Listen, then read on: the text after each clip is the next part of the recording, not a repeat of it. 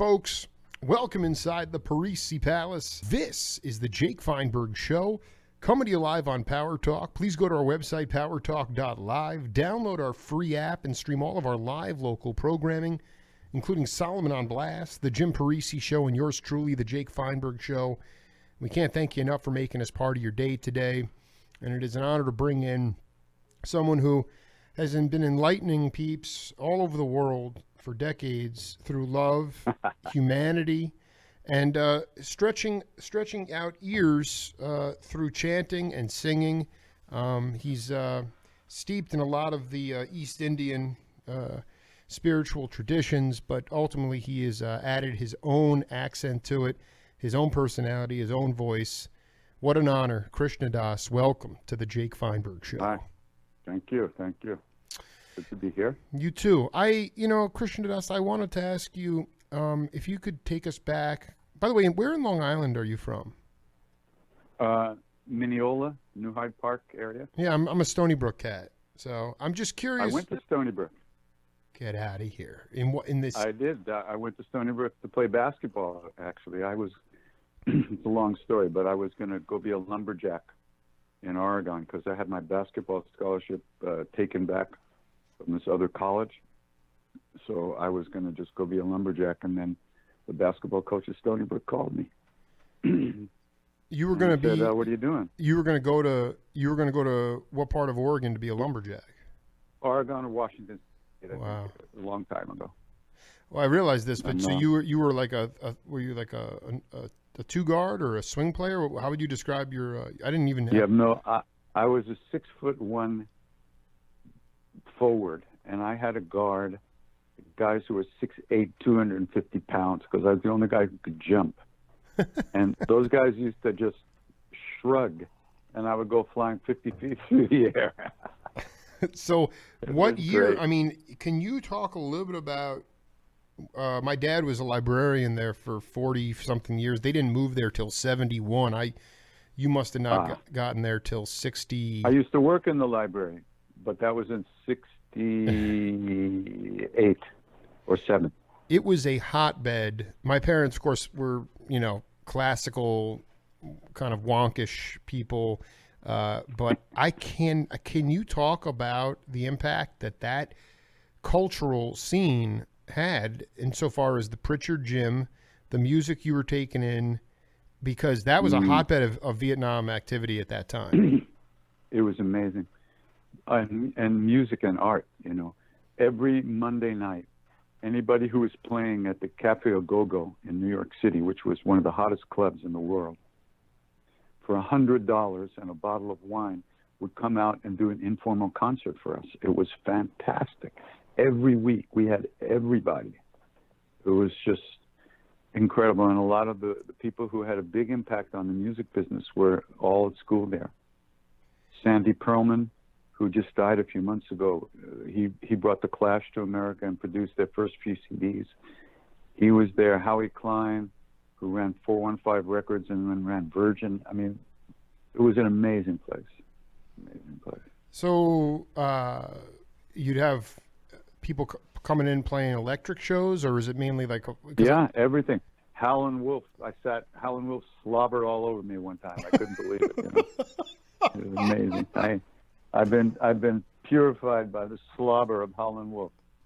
Great. I mean, were you actually playing? Were you experimenting sonically with vocals and or instruments? I mean, I realized you were going there to play basketball, but can you talk about your? Yeah, no, but I was a blues. I played the blues. I played guitar and sang, and I guess I hate to talk about this, but I had a friend who was in the art department, and he met these young high school kids in Stony Brook, and who were trying to be musicians. So he got me together with them, and we started hanging out together and playing and stuff. And then, anyway, I wasn't enjoying it with them. They were too young and just getting into drugs, and I was just getting out of drugs. And so we went our own separate ways. They later became the Blue Oyster Cult. Wow. And then one night after a Jimi Hendrix concert, Sandy Perlman, who was their manager, asked me if I wanted to come back and cut the vocals for this record that they had finished. But the guy who replaced me couldn't sing in the studio. But I had moved out of my house in upstate New York at that time, driven down to Stony Brook for the Jimi Hendrix concert, and was on my way to live with Ram Dass in New Hampshire right after the concert. My dogs, 2 dogs and a cat, and all my worldlies were in my car. So when he asked me, even though it was a dream for me to do that, I couldn't accept, so I had to say no. Wow. And here I am. I wouldn't even be here if I went the other way. You know that. Long gone. This is important for people listening all over the world. I've done multiple interviews with John McLaughlin and Larry Coryell and Tom Coster. When I talked to McLaughlin, he wasn't really referring to LSD or marijuana, but he was talking more about hard drugs. But when he got to the States, he was scuffling pretty bad, and he didn't know how to. He wanted to know how to play transcendent music without relying on hard drugs. And so he, similar to Felix Cavallari, they found different gurus, but were you in the same boat where you were seeing your friends roadkill? They weren't making it. And I'm just trying to get the idea of, like you said, you wouldn't be here now. Well, yeah. Can you talk about that?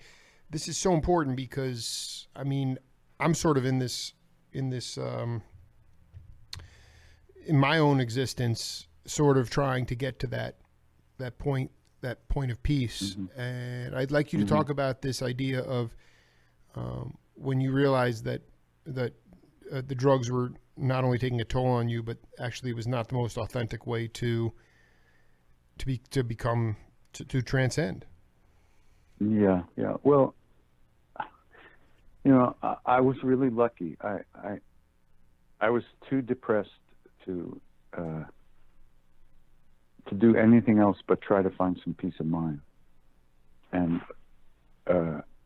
I had done a lot of drugs, and of course, it was just temporary relief, but it made everything worse anyway. So I kind of stopped all that. And that's when I met Ram Dass, Richard Alpert. And he had just come back from his first trip to India. And when I met him, my whole life changed, because I realized that what I was looking for, and I didn't know what even to call it, but what I was looking for, it existed, it was real, and it existed in the world, and it could be found. And that was really a big moment. I think the saddest thing is that people in our culture don't understand that this is really possible to live in a good way in this world, regardless of how horrible what's going on in your own mind and outside of you might be. There's still a way to find a good way to live. And we're not taught that. It's not presented to us as an option. My parents didn't know. Nobody I grew up with knew that. But when I met Ram Dass, I got a very strong hit that it was completely possible. And in fact, it was where I was headed. That's what saved me, really. I don't think, if I had to deal with addiction on my own, I don't think I could have done it. I really don't think but when I connected to this, I don't even know what to call it, this understanding that that it really was possible to be happy, that changed everything. Could you, Krishna Das, could you talk about one specific thing that you were unaware of, that you could reach an elevation or a certain place that Ram Dass actually either told you through his own experiences? Is there some specific thing? This is fascinating to me, because Richard Albert was. It was really, yeah, it was really a transmission. I walked in the room where he was sitting, and we barely looked at each other. The minute I walked in that room, I knew. It happened inside of me. I knew that it was possible to find this, whatever I was looking for. I don't know how else to say it. He didn't do anything. It wasn't eye contact. It wasn't anything he said. We did spend the whole day together, but everything changed the minute I walked in that room. And to just be honest with you, I later realized that was the presence of the man or the being that was my guru, who I didn't meet physically for another year and a half. I know that sounds a little crazy, but no, I think this is important. I am crazy. No, I dig it. I mean, so it was a presence. It was a it was a presence. It was just like, it's like you walk in a room and all of a sudden it's filled with something, and something you never felt before. And nobody could have told you what that feels like until you feel. It's like when you see somebody and you fall in love. Before that happened, nobody could tell you what that's like. But then when it happens, you know. So that's just what it was. It was a falling into a love that wasn't personal or interpersonal. It was just space and presence. Very different. Very. We don't develop the wiring for that being born in the West. We're all looking for it, but we don't have the pathways in our psyche to flow into that. We have to develop that here. In the East, it's in the culture to some degree, or was to some degree. But here, when you say love, people think of one thing, emotional, sexual love, needy love that you're trying to get something from somebody because you need to fill that hole in your heart. This is a little different, Wow.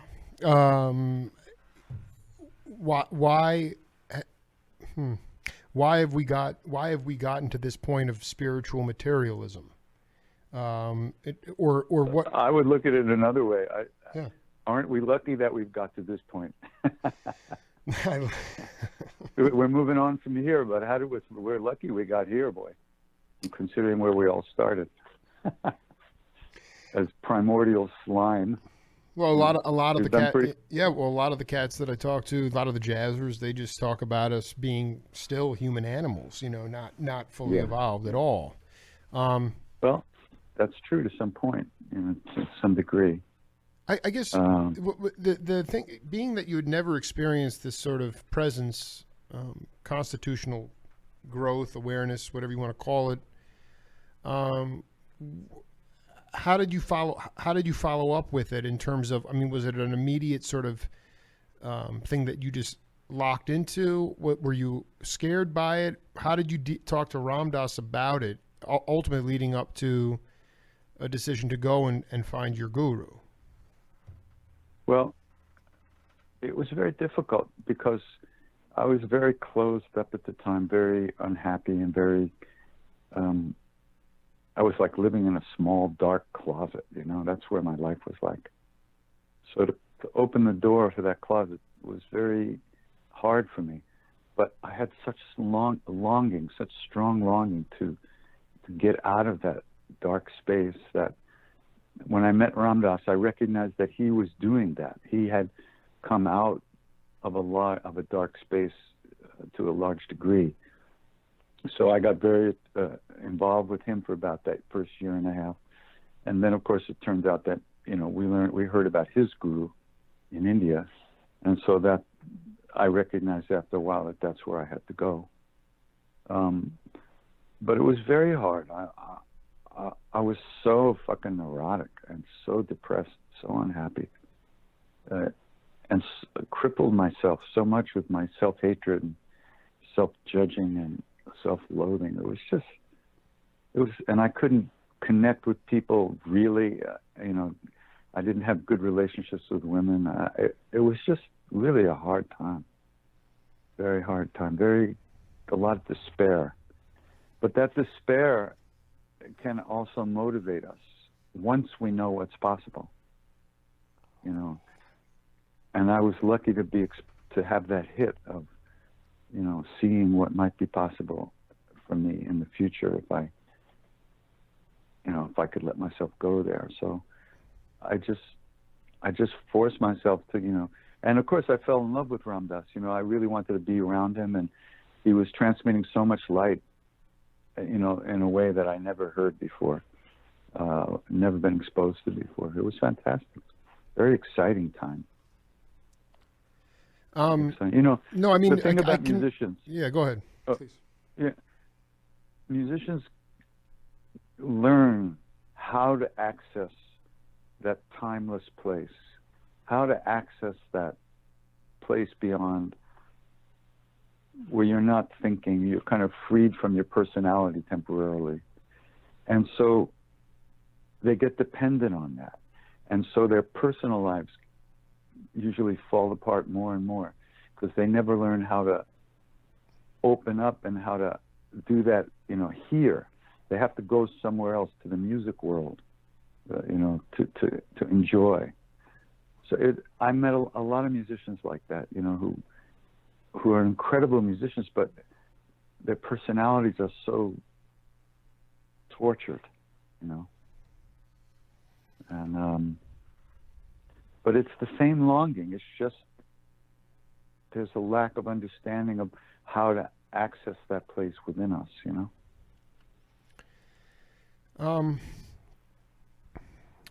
This is so much heavy stuff going on here. Live on Power Talk with Krishna Das. Such an honor. You know, it's funny. I did 2 interviews with Hugh Romney, Wavy Gravy. Did you know? Sure. Did you know Hugh Romney before? When did you first? I know he's. I think he's sort of emceeing the Seva benefit in March in Hawaii, along with you and Joan and Jackson Brown. I mean, when did you? That cat was like at Boston University, my alma mater, and he was doing like riff and beat poetry behind jazz groups. I mean, when did he? When did he come on your radar? I first met him when I came back from India. Actually, no, I met him in India. Right. The hog farm came through India. Oh, this is and awesome. I met him at that point. And then in '73, I come back from India, and we were living in Berkeley with Ram Dass in a big house in Berkeley Hills. And I started hanging out with him more then.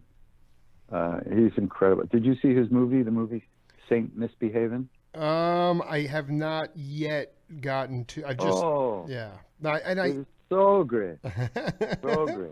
Yeah. Oh God, Saint Misbehavin'. Everybody has to see that. I have no connection to it, but it's the greatest movie. Really great. But can you talk about? I know he got really sick. I have this whole transcription about yak butter from when he was in India. He was down to like. I don't remember that. No, I'll have to send you the transcript. But I mean, you talk about like this teaching of a different way of living, a different way of processing happiness, a different way of understanding. When I don't know if you know Emil Richards, the great percussionist in Hollywood. He was on one of those early pilgrimages to learn transcendental meditation under Maharishi. This is, I think, it was the trip after the Beatles went, maybe and the Doors. But I guess here's the point: is that what he described to me was very intense. A lot of silence, a lot of meditation.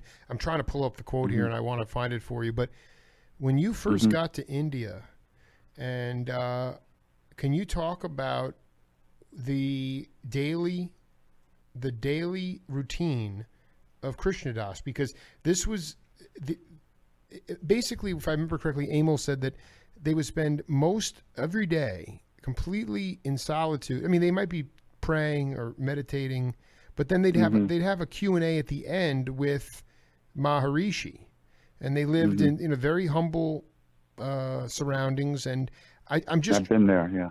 So can you tell me about your experience when you first got there? I mean, here you are, sort of Totally different. Totally different. Go ahead. Black and white. We hung out with Indian families. Our guru was always surrounded by people. There was no formal teaching. There was no meditation. There was nothing. You eat. He would feed you. He would laugh. He would play with you, and then he'd send you home. There was no teaching. It was all about love, and it was about he led us into the room where love lives, and then our own stuff would pull us out of it, and then he'd let us in again. Then our own stuff would pull us out of it, and then he'd let us in again. He didn't give formal teachings like that. And he didn't tell us to meditate. He didn't. He used to ask us to sing because he liked to hear chanting, but it was no heavy formal practice. There was no trying to get something to happen, because he saw us all as God. He saw everything as God. He's completely one with everything in the universe. And so he allowed us into that space to the extent that we could allow ourselves to go there. And then he kept bringing us back into it. People would bring him fruit, the devotees, and he would throw it around to the people sitting there. And, maybe a couple of days would go by where you didn't get a banana, and you were ready to kill yourself, And then all of a sudden, somebody calls your name and you turn your head, and at that very instant, he'd hit you in the heart with a banana, and you turn around and he's just laughing. And he knew everything, and he played with us that way. It was so incredible. He really, he loved us as we are. He didn't expect us to be different. He didn't need us to be different. He didn't need us to want to be different. He just let us into the room where we were love. It's a very unique type of situation. Is there a way for you to? You expressed that beautifully. I guess my question is, you were in some ways similar to myself, tormented to a degree, anguished, before you met Ram Dass, sort of suffering, And since. Say again? And since then too. Yeah, of course we know, we're all exactly, but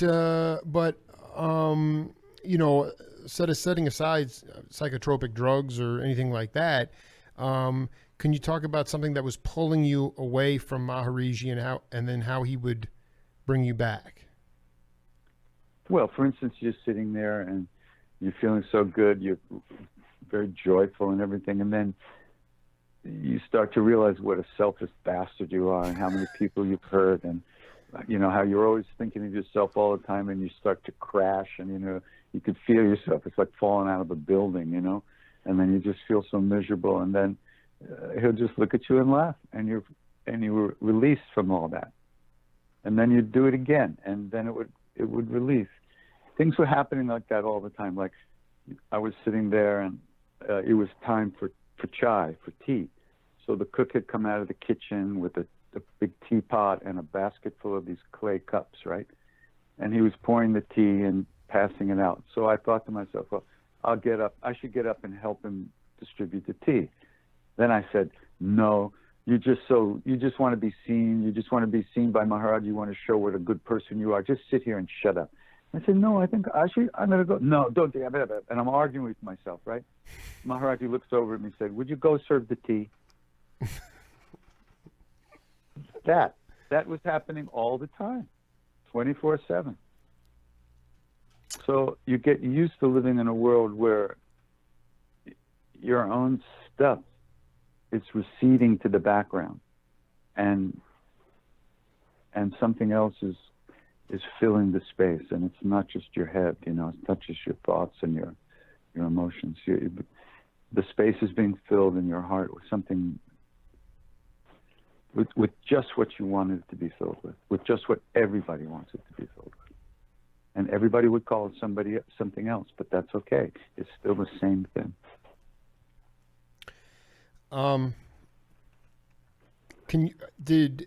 many people were in the group that you went with the first time?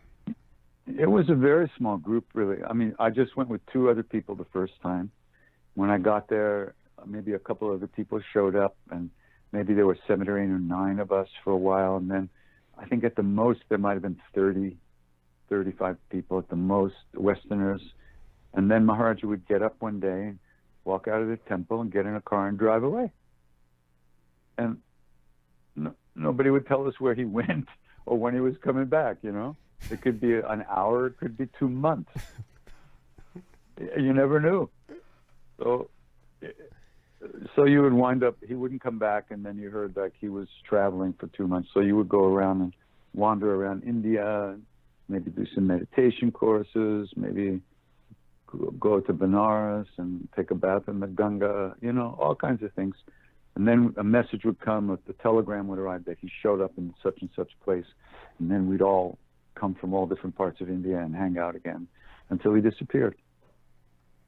What did you ask me? I forgot. Well, no, it was, I'm curious about the 2 cats you went over with and sort of what the daily routine, when he was in town, when he was there, what I'm getting at is that there's this, you know, sort of iconic situation where you're leaving back to the States and all of a sudden you're asking Maharajji, how can I serve you in America? How can I serve you? And then it sort of becomes this sort of back and forth.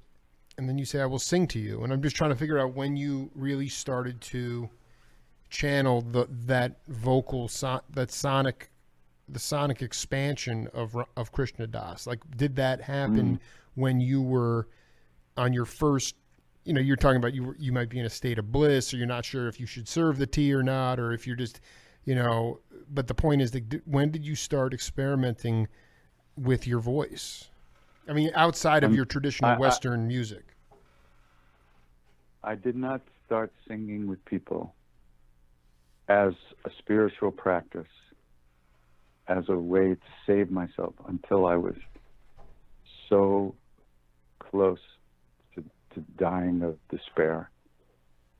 Maharajji sent me back from India. First, we sang to him in India. You know, he was sitting there and we sang to him. He liked that, so we did it. It was never a self-referential spiritual practice, a self-conscious spiritual practice. It was just a joyful experience, singing to him. He'd sit there and smile and laugh and throw fruit at us, you know. So then just to be clear, he was singing like you were singing like raga, Indian chant. Yeah. Okay. Great. Yeah. And then so I started learning those chants in India, and I would sing a lot there because I liked to. Then he sent me back to America after 2.5 years, and then he left the body. Then he died before I could get back, and I was so crushed by that. I was so attached to him physically as being the only place, the only way I had ever been happy was when I was with him, in a certain kind of happiness that I thought it was over for me now, you know. And he's gone, and that's it. I'll never be happy again. So I started to live in a very hopeless way. And a lot of things happened. I got involved with heavy drugs again. I was strung out on free days for about 1.5 years, 2 years at one point. And I didn't start singing to him again until 1994, which is 21 years after he died. Because I was standing in my room in New York, and I was really in bad shape, very unhappy, tremendous despair. And I walked into the living room, and I was struck like a lightning bolt with the understanding that if I did not sing with people, chant with people, I would never clean out the dark corners of my own heart. And of course, I intuitively understood that that was my only problem. That all my suffering was coming from this darkness and this these shadows in my own heart. And that chanting was the only way that I had to do that. It was just a flash. And even then, it took me a few months to figure out how to start doing that.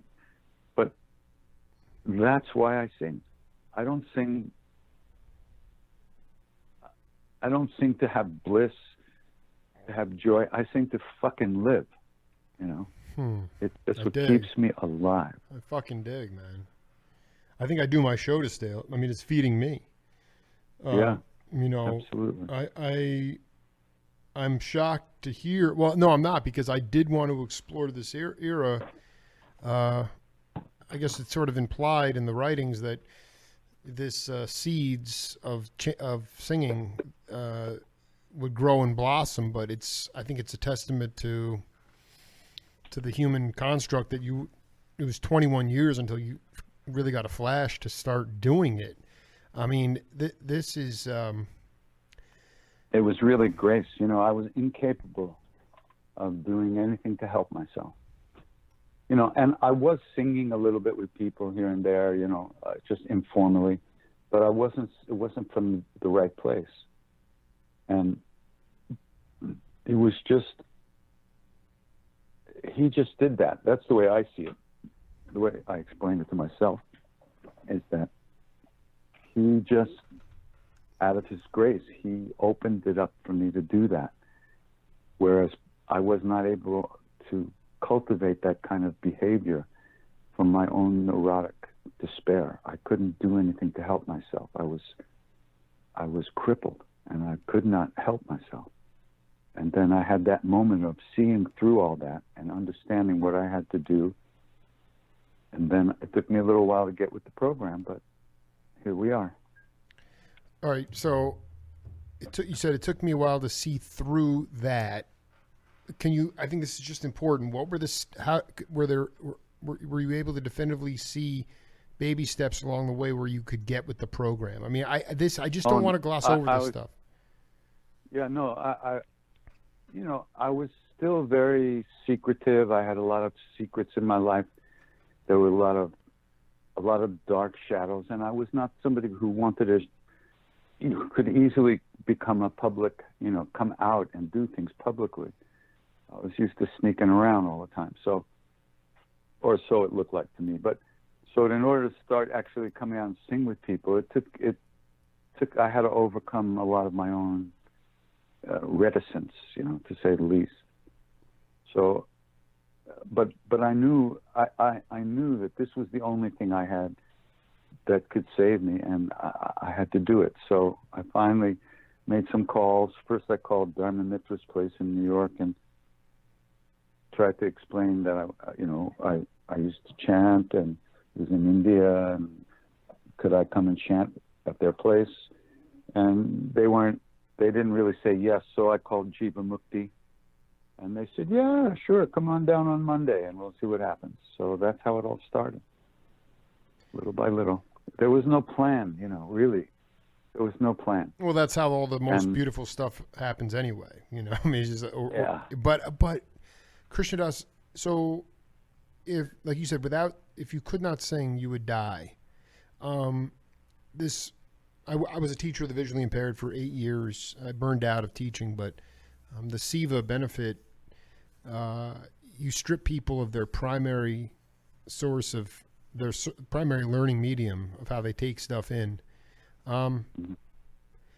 Did you tell me a little bit about the meaning behind the benefit and how much you, I mean, when you look at, like in India, you look at people that are disabled, they don't have vision, they're seen as, the chosen people, spiritual people.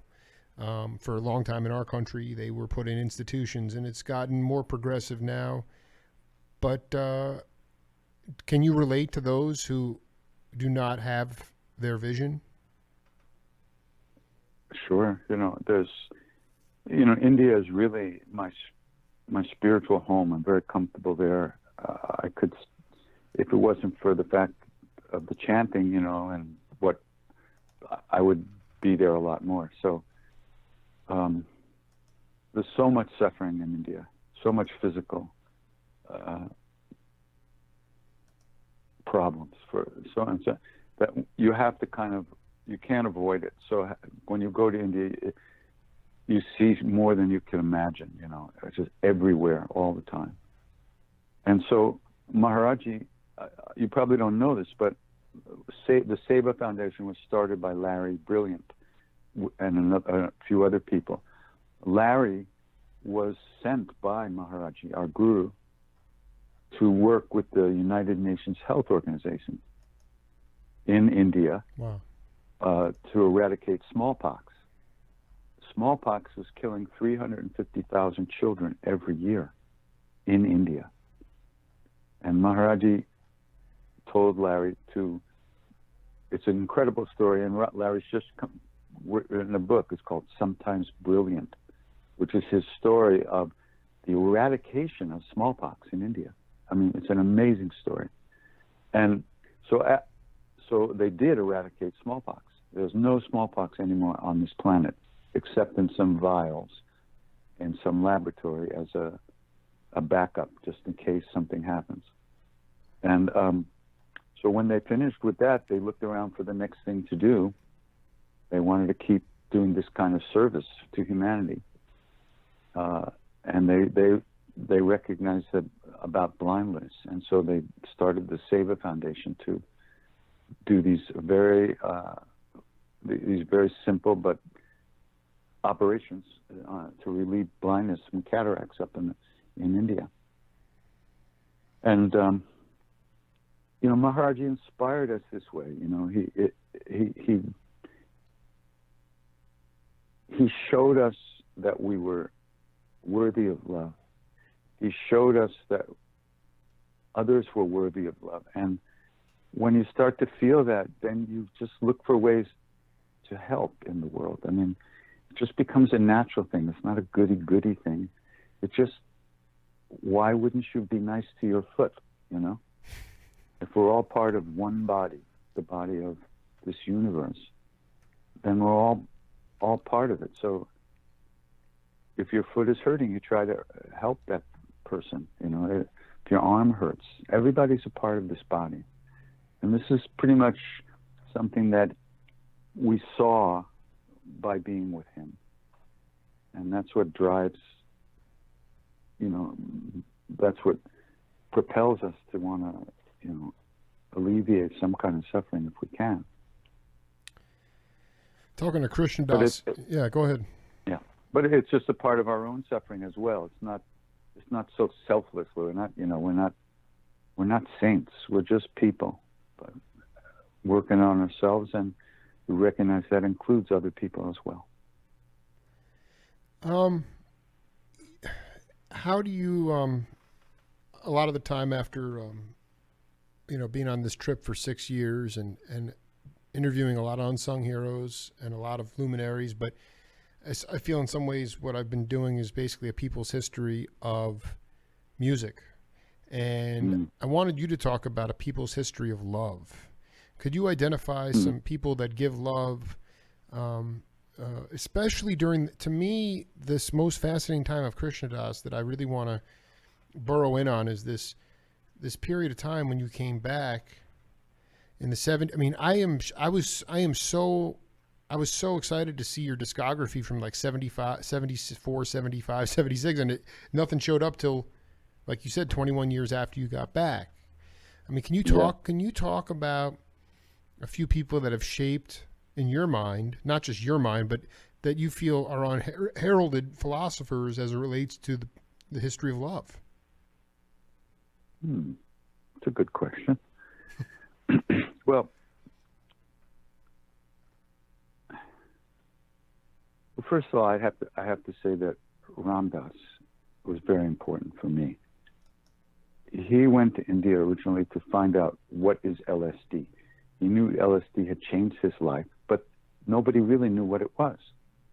And then he met Maharajji, and his life changed again in a much deeper way. And he brought a lot of that back with him, and that's when I met him, and that's what showed me where I could go with my life. That was a very big thing. And there's so many of these great beings who are wandering around and giving teachings, and so many lamas from Tibetan lamas and great yogis.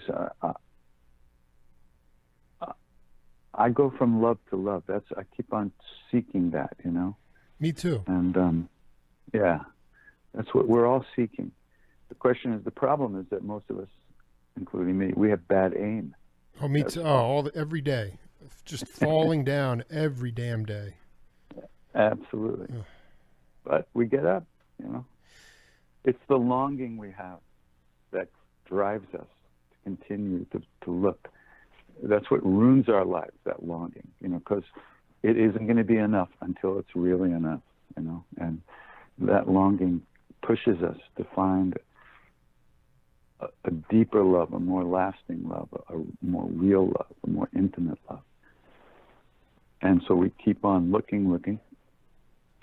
And then we meet people along the way who seem to embody that. You know, I had a great teacher when I was at Stony Brook. He was a literature teacher, Sid Feshbach. And he was just such a great man. He still is. We're still friendly. I think he's in his mid-80s now, maybe older.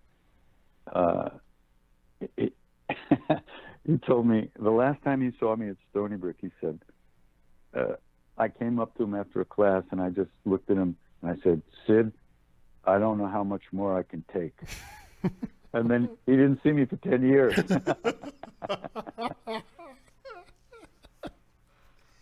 And he told me that just last year, you know. I didn't know that, you know. I didn't remember, but the people, and I had a teacher in high school when I was really depressed and really in bad shape. She was coming back to teaching after raising a family, Barbara Miller, you know, and she had so much joy in teaching that she transmitted that to me, you know, and I began to feel alive again. And I've always found people like that. I've been very lucky to run into people like that in my life. You know, I'm going to read you this passage. It's a wonderful thing. Yeah, I want to read you this passage, and then I want you to just riff on it. It's by Emil Richards. He said, I went to India in the early 60s to study meditation with Maharishi. I wound up in a little hut on the side of the Himalayas. Every evening, Maharishi would give talks that really imparted some great knowledge to everybody. I went with the second group. The Beatles had just left. They were the first group to see Maharishi. During the first round of meditating, Maharishi made the people, Donovan, Paul Horn, Beatles, Mia Farrow, meditate for long periods of time, all day, every day. The people who were there in the first group freaked out because they had been taking a lot of LSD prior to leaving for India. Their nervous system couldn't really take it. Maharishi didn't realize how badly they had been messed up with drugs. The second course was right after that, and he made us meditate all day long. This time, though, he let us break every hour for 10 or 15 minutes to come out, go to the cafeteria, have some vegetarian food, take a break, and go back to and meditate again. He changed this on the second cycle, which I was fortunate enough to be part of. People would come to the lectures at night with Maharishi, and they'd say, Maharishi, this is what happened during my meditation. This is what happened after I started meditating. Maharishi used to say, don't judge your meditation, just judge your living. See what's happening with your life. If anything has changed or improved, don't judge the meditation, judge your day. Is there any similarity to Maharishi insofar as, were you able, when you were in these periods of meditation, you had questions, was it similar? You said it was black and white, actually, earlier in the conversation. In terms of the form was very different. I think the outcome is probably very much the same. He didn't encourage us to do any self-centered spiritual practice. He said, love everyone, feed everyone, and remember God. I asked him, well, how do we find God? He said, serve people. What? And then I said, well, what about Kundalini? How do you raise Kundalini? He said, feed people. it was another way of transmitting a deeper place. People didn't ask him questions. They just broke down and cried, and their whole lives spilled out on the floor, and he put us back together. You know, there was no intellectual stuff going on. There was no hours and hours and hours of practice. There was nothing like that. But the same thing is, he like when at one point, even in India, I had a complete nervous breakdown, right? And he called me. I was hallucinating. I was completely out of my mind. He called me to him, and I was crying, and said, "What are you going to do? Jump in the river?" Ha! You know, he thought that was hilarious. You know, he said, "Worldly people can't. Worldly people don't die." Then he looks at this little Hindu guy, says, "Only Jesus died the real death." Why? Because he never thought of himself. He gave his life for his people. And all we do all day long is think about ourselves. All day long. Every day. Me, me, me, me, me. Everything refers back to me. If somebody does something good, we get jealous. If something does bad, we get happy. If somebody's nice to us, we're happy. If they're not, we get pissed off. It's all about me. So he said, don't think about yourself. But of course, you can't just do that. So for me,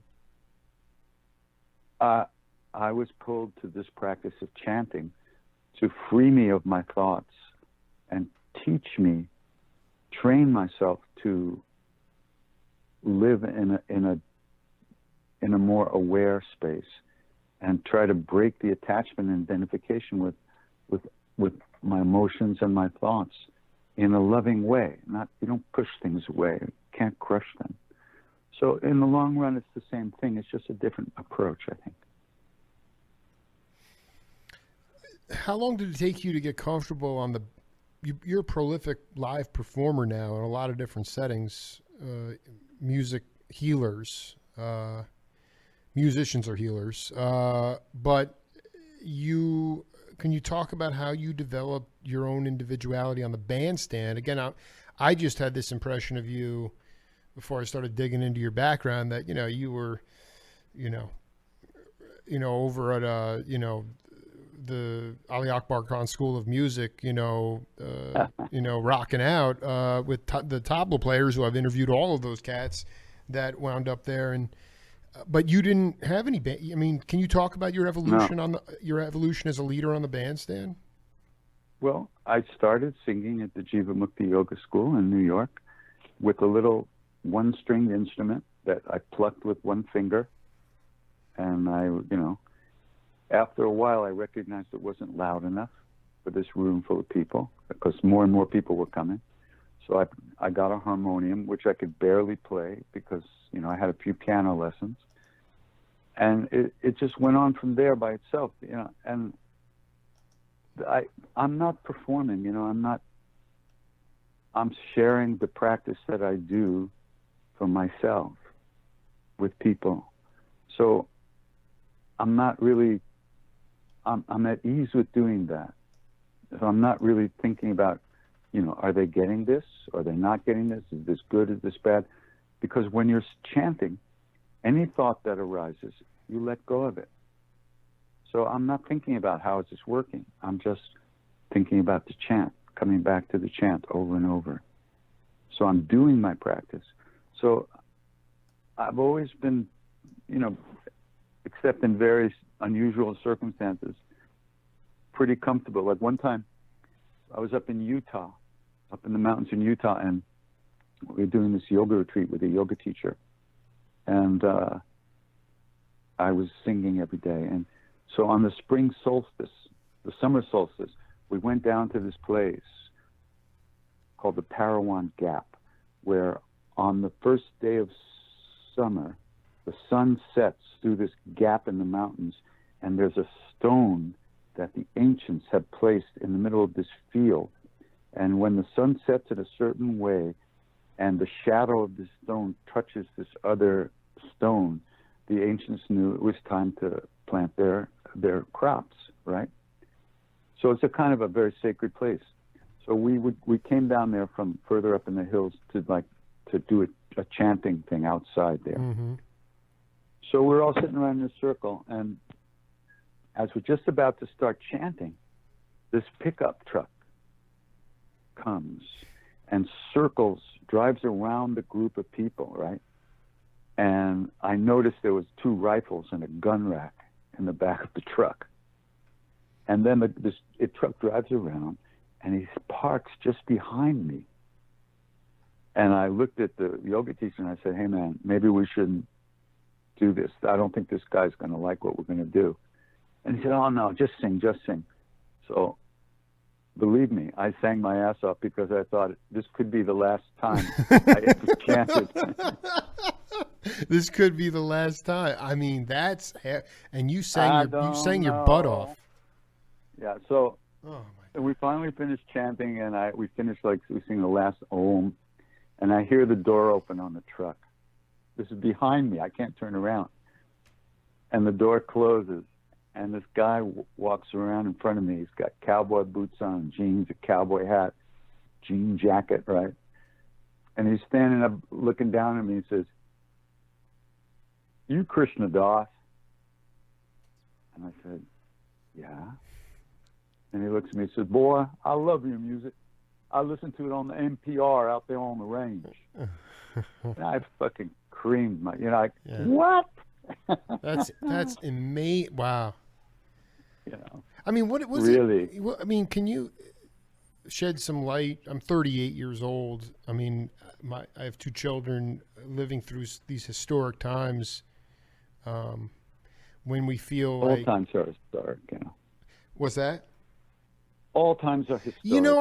I don't know. I mean, I'd like to keep riffing on that because I just remember, yeah, maybe so, but these are turbulent times. And I just look at it and I say, you just look at a map of the United States and how the election went down. How often do you wind up going into, you do a lot of concerts in New York with Nick Turn, Mark Egan, those cats. How often are you going into, or how have you had any inkling or urging to go to these unbelievable regional areas of rural America, Southeast, to do exactly what you just said, where you have these cowboys or you have these, I'm not on a mission, mm-hmm. and I go where I'm invited. I don't have a promoter. I don't have a PR person. I don't have somebody who goes out and tries to find me gigs. I am blessed that I have more invitations. I could sing 3 times a day at a different city in the world every day for the rest of my life without ever having asked to come there. So we go where we're invited, as best we can, to as many places as we can go. I sang in Kiev in the Ukraine, and then 6 months later, they almost lost their country to Russia. I've sing in crazy places sometimes, but I'll sing wherever I'm invited as best as I can. I don't get invited, as you might imagine, to a lot of different places, but where I do get invited, I go. I'm not on a mission to convert anybody. I just share what I have to share with the people who want to share it. That's all I can do. Mm-hmm. But I recognize that, let me ask you a question. What was the most interesting spot? I mean, like that you were invited in the States. I mean, were you sent down to? Were your services needed in Oxford, Mississippi, or Alabama, or Georgia, or in Louisiana, where we have some would say, Christian Sharia mm-hmm. law being implemented. I guess all I'm saying is it's about breaking people out of the trance that they're in. And I'm not saying that you're on a mission to do that, but are you ever invited down to these places? I have invitations from a lot of those places. There's no doubt. You do? Because there's yoga studios in all those places. And so I'm sure I've been invited there. The problem for me is that I'm almost 70 now, and I've been touring nonstop for about 3 years, and I am slowing down. So I've gotten to as many of these places as I can. I don't think I've ever said, no, I can't go there. That those are not my people. I would never say that. I don't feel that. So wherever we've been able to go, we've gone. And where we haven't been able to go, we just, it was a question of logistics, not avoiding anything.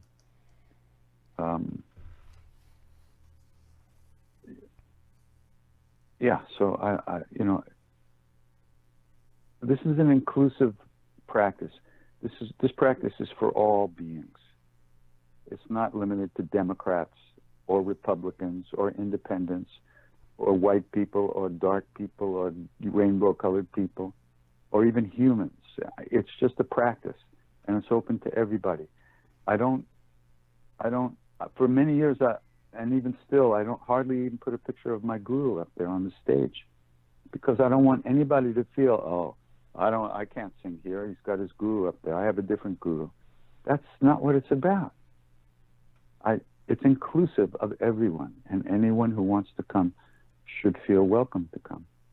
And if you don't feel welcome, you're more than welcome to leave. I don't care. It's fine with me, you know. This is a spiritual practice. This is open to everyone. Everyone is a part of the same being. Some of us are more interested in different things. Fine. And the way I share chanting, it's not about being Indian or being Hindu as opposed to being any other religious persuasion. This is a practice that brings you some peace of mind. If you don't want it, find another practice. That's okay. Mm-hmm. But you should try to do something, because if you don't, nothing will happen. So I just try to keep the doors open for anyone and everyone as best I can. You said that Ram Dass, I interviewed John Perry Barlow. Have you ever met John? No, I don't think so. He was the songwriter for with Bob Weir in the Grateful Dead. But he talked about the April experiment that was conducted by Richard Alpert and at Boston University. And you mentioned that Ram Dass had taken acid and had been operating on a different level of consciousnly and wanted to know what LSD really was, and so he went to India. What I'm trying to figure out is what was Maharaji able to tell him about LSD? So here's the perfect example of the way Maharaji taught. Okay, so finally, through a series of seemingly random events, Ram Dass finds himself sitting in front of Maharaji. And Maharaji looks at him and says, you have some medicine? So Ram Dass thought maybe he has a headache. So he took out some aspirin. And Maharaji said, nay, not that. The yogi medicine. So Ram Dass thinks, yogi medicine? He must mean acid. So he takes out some pills, some acid, puts it on offers it to Maharaji on his hand. Maharaji takes all 4 pills. Each one was enough to put a horse on the moon. And he takes all 4 of them and throws them in his mouth. And Ram Dass and he sat around together all day. And there was no change in Maharaji's behavior at all. None. Wow. And Ram Dass recognized that whatever LSD is, this being was beyond it. And that was a life-changing experience for him. So that's the way Maharaji did things, okay? So let me just finish this story. So the next day he comes. No, this actually happened the day before. So he arrived there from the plains. He and this other guy drove from Nepal through the plains of India and got back up into the mountains where Maharaji was. And the night before, they had stayed at this person's house some long distance away on the plains. And in the middle of the night, Ram Dass got up to go take a piss.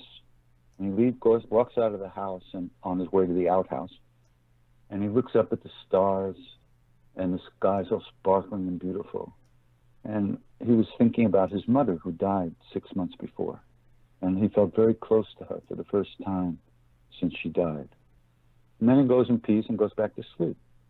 Next morning, they get into the car and they drive all day, many hours. And in the late afternoon, they find themselves with Maharaji up in the hills, because this other guy knew where Maharaji was. It was his guru. So Ram Dass is sitting there, and Maharaji looks at him and said, "You were out under the stars last night?"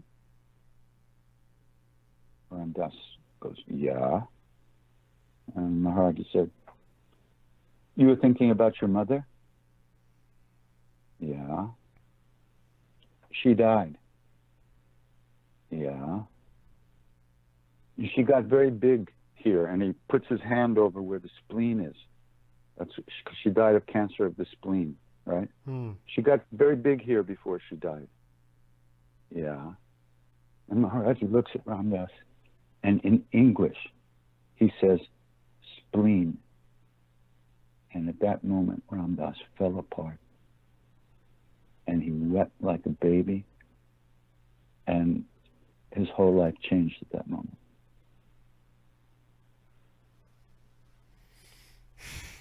This is the way Maharaji taught. This is what he did. He didn't teach, he transformed people. He opened people up in a way they've never been opened, and changed us from the inside out.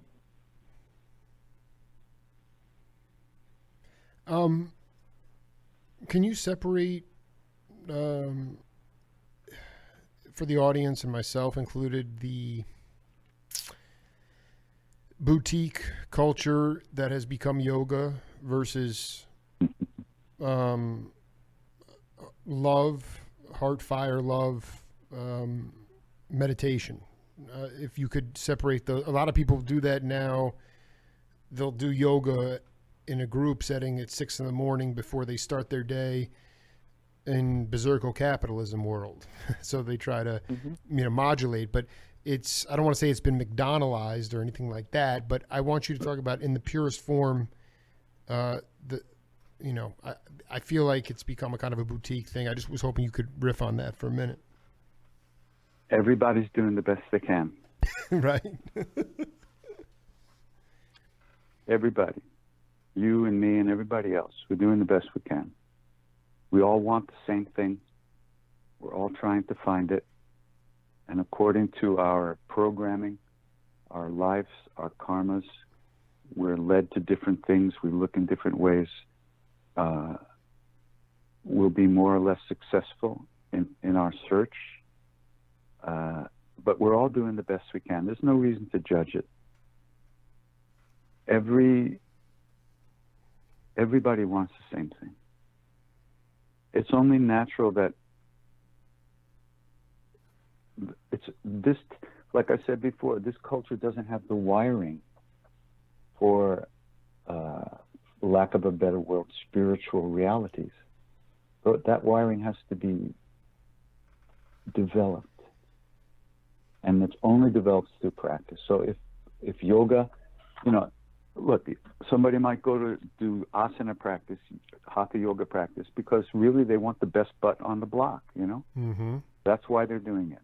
But that practice might slow them down enough that they might be able to transcend wanting the best butt on the block to maybe wanting the best butt in the world.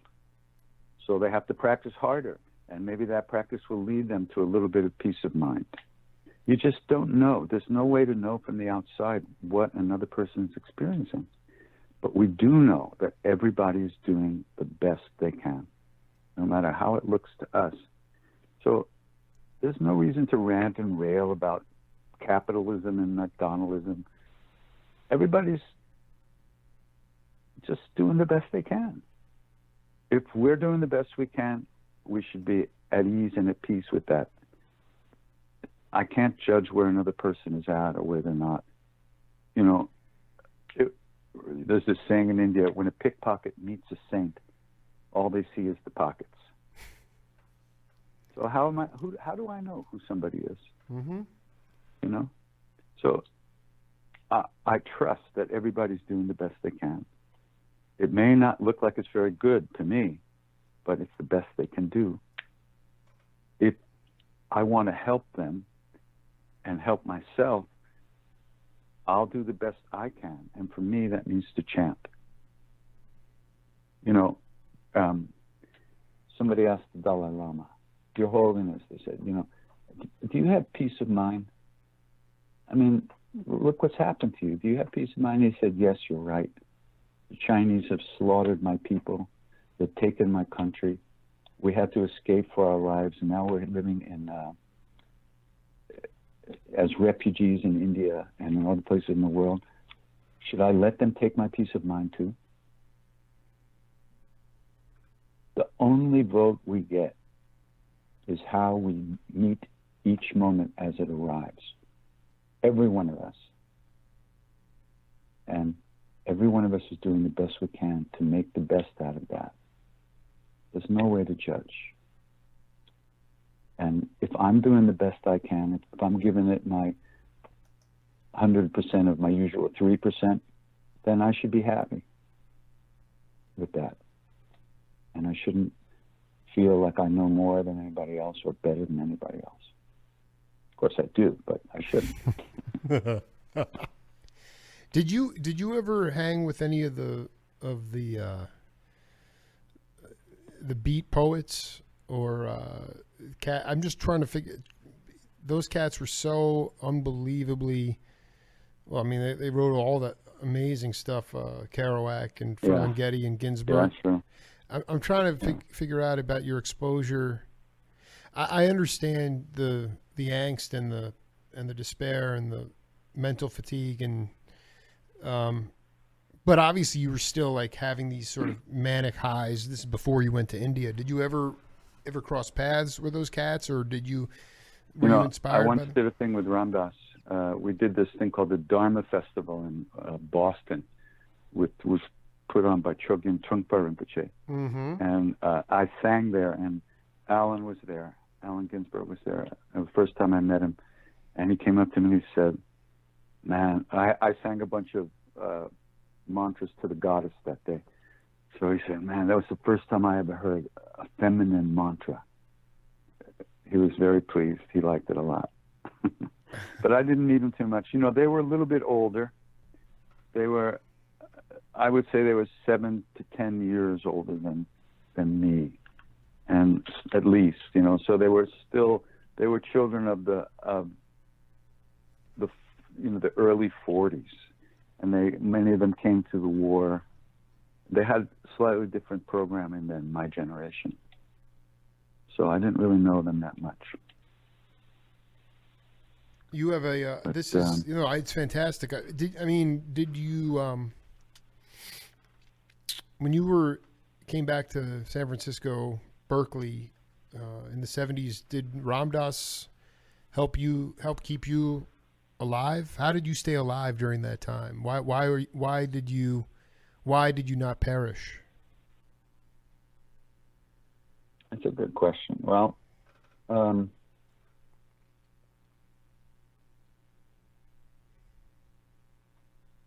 we were all there was a house and many of us were living together. We started a chanting band, probably the first one, you know, it was called Amazing Grace, me and Jai Uttal and Charlie Burnham and a few other people. That was fun. It didn't last very long, but it was fun. I don't know how I lasted, to tell you the truth. I mean, I've said it before, I felt very alone, very depressed, and I don't know how I lived. But I did. I don't know what to say to that. I just got through the day and wound up being pretty stupid most of the time. But still I managed to survive. Right. It was also this confluence of of the Bay Area. How many people were living in this house? Oh, it was a big house. And I think there were 2 houses next to each other. There were like, had been 10 or 15 people hanging out all the time. It was a beautiful scene. It was very nice. And then after about 6 months or 8 months or a year, it all changed. Everything changed. But yeah, right. So this, for a while, it was fun. did you guys perform live in this Amazing Grace band? I'm very fascinated by this. Yeah, we did. We did a tour down the West Coast in this old school bus that a friend of ours had. And it was fun. It was fun. We had a good time. But the personality stuff was a little bit hard to deal with, and so eventually it all broke up. But we went to Seattle, Portland, all the way down the West Coast to L.A. Yeah, I'm looking here. It says a CD entitled Swaha.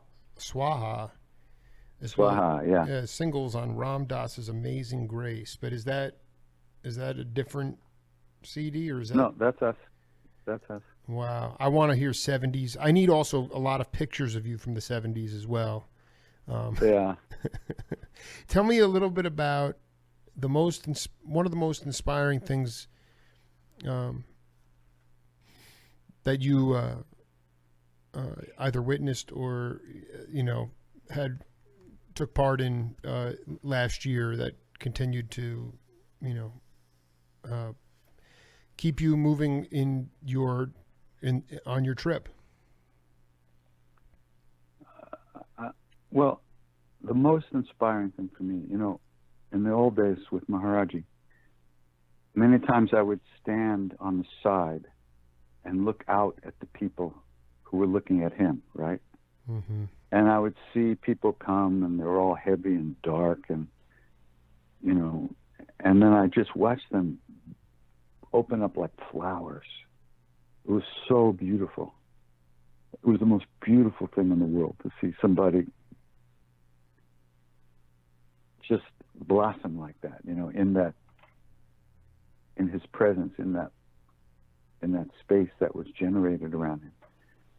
And when I sing, I get to see the same thing. I see people come in, they bring their whole day with them, maybe the stock market's crashed again, maybe their boss is yelling at them, who knows. They come in, they sit down, and we start to chant, and everybody gets lifted up into that space. Not everybody, but people do. And it's the most beautiful thing to see somebody drop their shit and just relax and open up. It's so beautiful. That happens when I go around and sing and talk with people, and it's an incredible blessing to be a part of that. Well, that's going to do it for set one here. Krishna Das, I have other things I'd like to talk to you about. I'd like to maybe pick up on with you sometime down the road this year. For sure.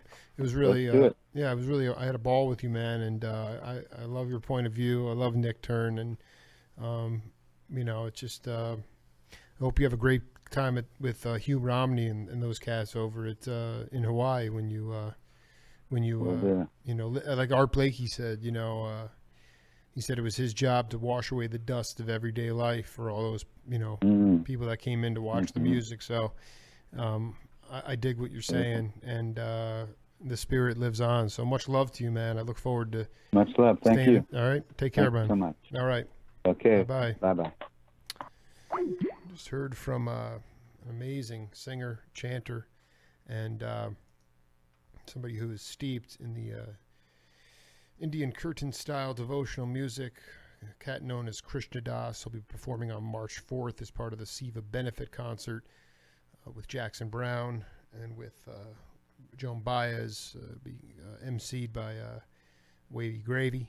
Such a great enlightening experience to talk to him over an hour on Power Talk Live. We'll be back tomorrow at noon for the Jake Feinberg Show. Until then, take care.